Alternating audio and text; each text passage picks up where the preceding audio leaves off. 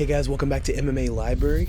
Today in MMA and UFC news, Khamzat Chimaev is ready to fight just about anyone and has even called out Gilbert Burns for a rematch at UFC 283. Chimaev took to Instagram to post, "Gilbert Burns, if Alex not ready to be killed, let's do it again in Brazil, 84 kilos this time." To this, Burns replied with multiple eye emojis. Gilbert Burns then took to Twitter to post, "Any weight at Khamzat Chimaev." What do you guys think? Would you like to see a rematch between Khamzat and Burns at middleweight? Let us know your opinion in the comment section below. Henry Cejudo sent a message to Michael Chandler via Instagram. He captioned the post with, "From one cauliflower comrade to another, I'd love to see Michael Chandler become more technical. He's one of the most entertaining fighters in the UFC, but it's all winning and gold at the end of the day. He has all the talent, but he needs the tactics and threshold to follow." Here's the clip.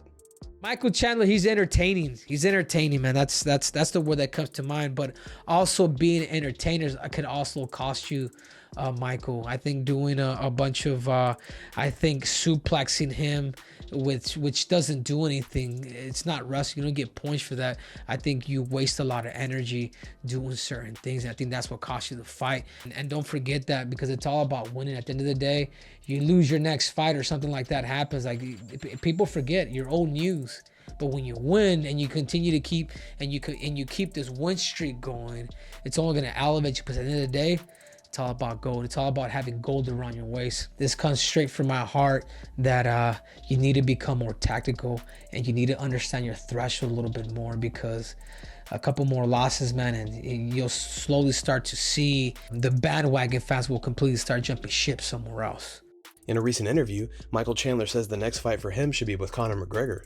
Well, I do think that's the fight to make. When you're talking about Conor McGregor being on the other side of this, two-person engagement that we have to get into, Conor's got every opportunity on the entire planet at his disposal. Does he need to come back? Absolutely not. Does he want to come back? We don't know. That's up to Conor. If he does want to come back, who in the heck else do you want to be standing on the other side of the octagon than me right now at this juncture? We're the same size, we're the same weight. I am arguably, man, it's hard too, because I'm not a self-promoter. I'm not going to sit here and say I'm the most exciting guy on the roster. I'm not going to sit here and say I am the guy who is a huge pay-per-view draw. It just doesn't seem right, because I am me and I'm in my own little microcosm of Michael Chandler's little life here in Nashville, Tennessee. But when you look at it on the world stage, and you look at the response, and you look at, like you said, the die-hard, I don't care who he's fighting, when he's fighting, where he's fighting, I am tuning in and buying the pay-per-view for a Michael Chandler fight. Man, those people are coming out of the woodworks, and it's crazy the amount of buzz that is on me, my fight style, my fights every single time. And the UFC knows it. I think Conor knows it. Conor's team knows it. The whole world of mixed martial arts knows it. Chael Sonnen speaks about the complications with Francis Ngannou's contract with the UFC. Here's the clip. Francis Ngannou woke up. Francis said, contract's not sorted. And he made a comment. He said, man, things weren't always rough with the UFC. I didn't mean to ruffle any feathers. I had just told him one day, hey, we can renegotiate after each fight. Many of you will hear that he wanted to renegotiate for each fight, and you thought that was reasonable. He believes that that's reasonable. And the reason I tell you it's disrespectful, I'm the business guy and I'm taking all the risks, but I'm guaranteeing it. No matter how bad it hurts, on time, every time, I'll figure it out. And if I'm running that and you think that I have time, it's why I need you to sign a 7-fight deal, a 5-fight. I don't want to talk to you about this for another 18 months. I've got to be able to calculate these numbers to some degree. I don't know what's going to come in. That's a risk every time. And you want to talk? You want to slow me down? Do you want to meet with me face to? Should we do lunch? I mean, can we just get out a calculator and a calendar? And that's where I tell you the lack of respect comes. That's silly and that's ridiculous, and that's not the way it's done. In a recent interview, Dustin Poirier lets it be known that he intends to be the UFC Lightweight champion. The lightweight title's getting contested in February, I believe, in Australia. So we'll see. I'm not sure. There's 155 has always been top heavy, so there's plenty of contenders to fight. It's just what makes sense, and we're still kind of going through that process. You've done a lot in your career. What are some of your goals remaining? I do have a UFC belt at home on my mantle, but I want to be the undisputed world champion, and that's still a goal that I want to cross off the list.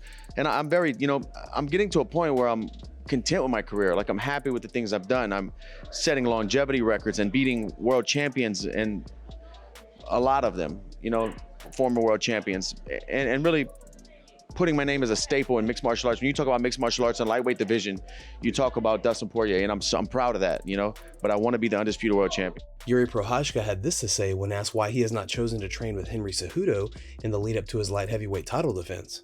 Why did you opt to go with Extreme Couture over Henry Cejudo, who I think you were training with for your last fight? And then also, if you could just touch a little bit on that, you know, you did mention the weirdness with Ankalaev, but are you guys just like sizing each other up constantly? What is that like to be on the mats with somebody who you are, who is in your crosshairs as the champion? First one, and I spoke with Henry last week about some technique, about some training sessions, and I was in his gym just to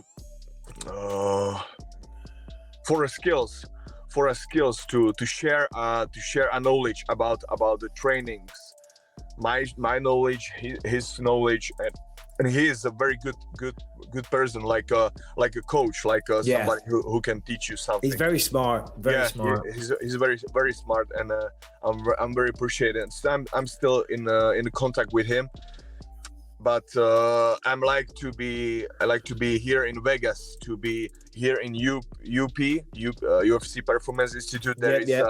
There is I have a good foundation for physiotherapy and good conditioning training. Khamzat Chimaev has let it be known that he intends to fight Alex Periera for the UFC Middleweight belt if the UFC gives the go-ahead. Speaking with ESPN, Khamzat said, "Before, I was thinking if Kamaru Usman would win this fight, I will fight with him next, but he lost. And I was thinking if Adesanya won his fight, who is he going to fight? There's only me, and he lost as well. Now Pereira and Adesanya want a rematch in March. I don't know what they're going to do, so I said to Sean Shelby and Dana as well, I'm ready for Pereira in Brazil. Directly after that, March, if Colby wants to fight, I'd take my title and go down to 170 and fight Colby as well." Sean Shelby, I spoke with him about Pereira and he said first, "Yeah, let's go brother, we'll do it." Then I don't know what's happening. We'll go Colby first. So maybe Colby. For me, it doesn't matter. Colby isn't talking about the fight or me, so you know how Colby is when he fights somebody. He doesn't stop talking, so I don't know, we will see. Bilal is talking about me as well, so he's ready. For me, it actually doesn't matter. Just give me some fight and let's fight. I'm ready. I'm ready for both divisions as well. If Prochazka and Teixeira, their fight, if somebody gets changed or something, I'm ready for them. I think Covington would be much easier. Gilbert is hard to fight with because he's good on the ground as well, and he's not bad in wrestling. But I could wrestle with him. I took him down easy. In the Gilbert fight, I promised everyone I'm going to knock him out. I made it in my mind that I had to knock him out. That's why I was running after him for 3 rounds. Forgot about the time, forgot about the game plan, everything. Colby is not the same kind of guy. Colby, I can take him down, submit him, I can knock him out. Usman dropped him, Masvidal dropped him, so why not me? If I punch him, he will not come up. He will sleep there a long time. Guys, thanks so much for checking out the video. If you like the content we do here on this channel, don't forget to like and subscribe to MMA Library for all the latest MMA and UFC news. We'll see you in the next video.